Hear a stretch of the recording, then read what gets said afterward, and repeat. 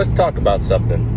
So, January 1st, January 2nd have been so peaceful. Everything slows down. More rest. People are home more. The roads aren't as busy. There isn't as much traffic.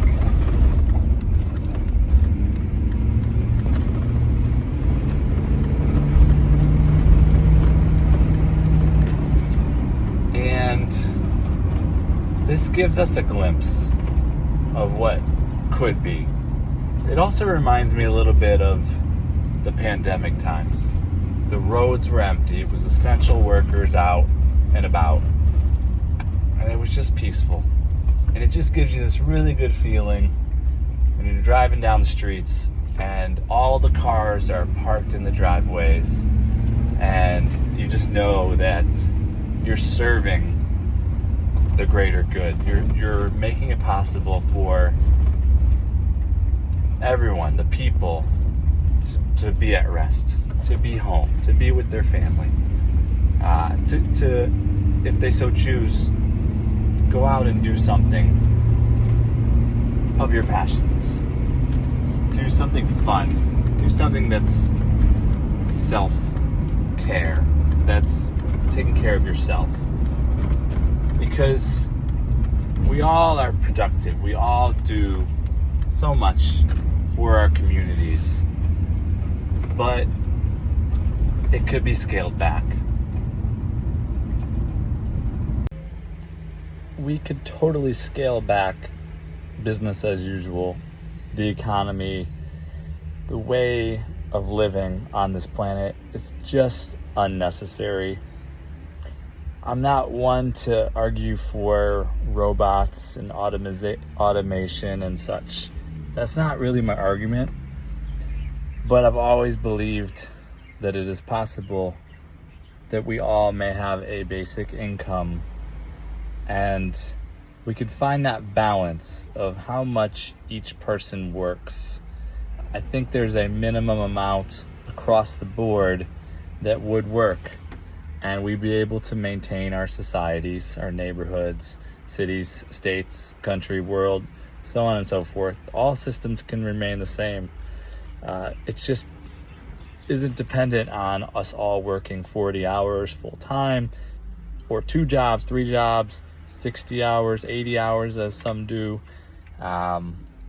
Both members of the household, husband, wife, don't necessarily have to work.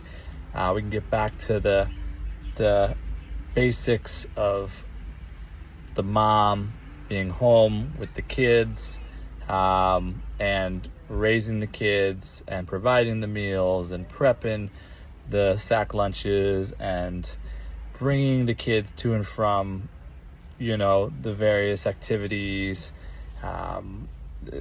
all the things. Can do, housekeeping, can do laundry, whatever. All the different things are enough of a job, enough of a role, not just in the household, but also in our community. It's so important that we raise good children, and it's so important that our children have their parents available to them, and not just the mother at home, but also the father. It's not necessary that we work 40, 60, 80 hours a week. We could scale things back as a blueprint, systematically. I've been one to align with the Ubuntu model. That's like 3 hours per week of work. That's a moneyless system. I love it. I think we can do something that's more mainstream, a little bit more balanced. I personally vouch for a 10-hour per week system within the Source's blueprints, within Source Network.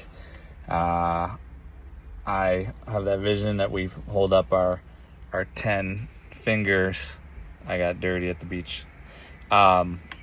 Our 10 fingers when we're not working, we're praising our fellow community members for the work they're doing to make it possible for us to not have to work in that moment. So just think, when we come together 3 meals a day in our community, you have community meals. The people can come together on stage. Our entertainers do their thing. Our educators do their thing. So on and so forth. We have key roles in our communities for caring for the land and growing the food. We also have health-related occupations. We also have education for the children on up, all the way up into adulthood even. Education for our society members.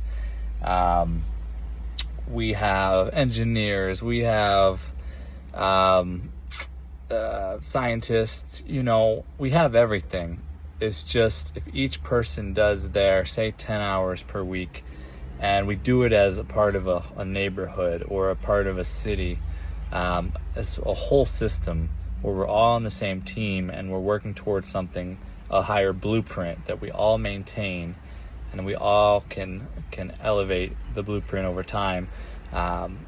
It's so important that we operate as a whole system type of a society and neighborhoods and onwards to states and nations and the world.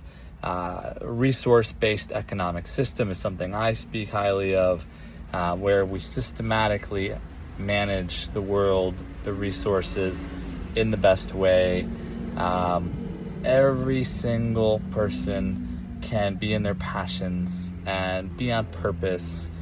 We can really get to know each person. We can have modular trainings. School systems can be totally different. Everything should be so much more personal.